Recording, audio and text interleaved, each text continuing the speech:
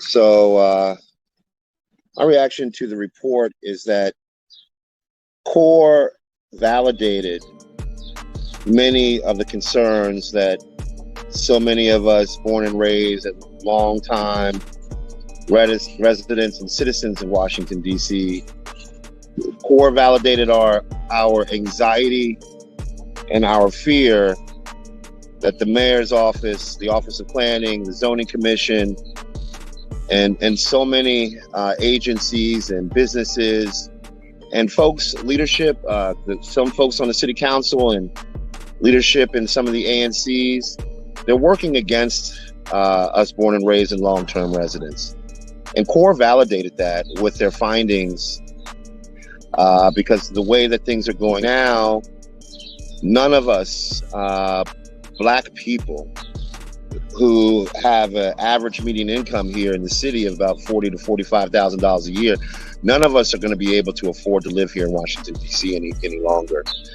Over the last 20, 30 years, we've seen the depletion of our special Black majority city that we've had here for such a long time.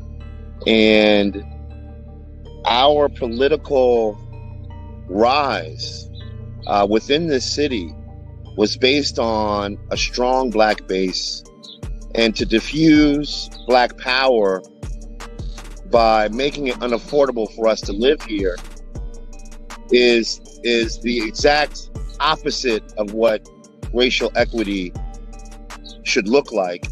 And it's more of the same settler colonialism that has vanished so many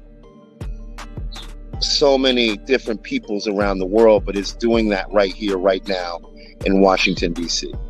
As you've seen the racial demographic of the council change, as you've seen the prioritization of the developers and all of this building, all this available land and all of this available living space that has come to being in the last couple of years.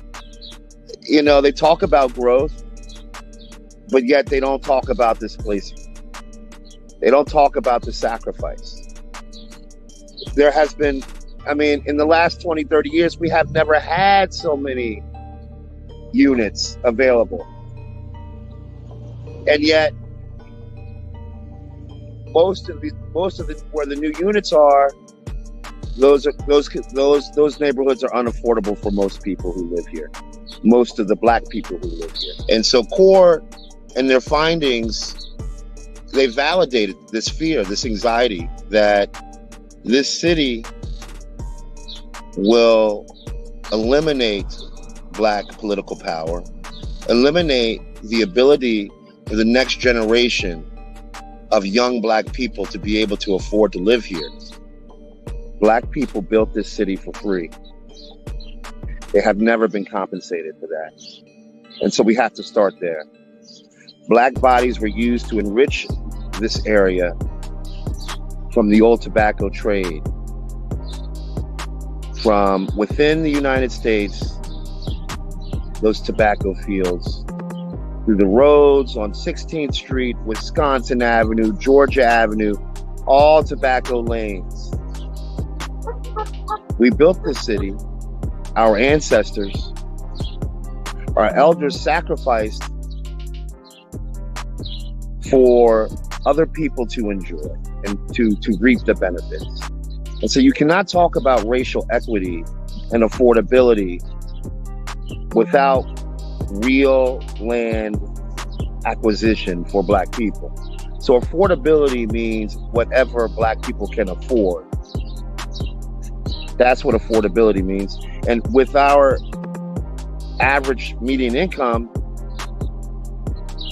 it's nowhere close to the area median income with our white counterparts, with the wealth gap that exists here in this city, in this country, in this nation.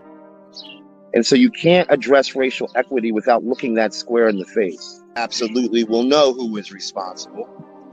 And this current council, along with previous councils and previous mayors, they will be found guilty while they are leading the ship to black removal here in Washington, D.C. You can't just take a place from a people, steal a place from a people, and then pretend as if you are the heroes, right? And so what we won't do is go silently. We won't be quiet, and we are going to point fingers, and we're going to say names based upon the choices that our current council members make when thinking about addressing real racial equity within the comp plan.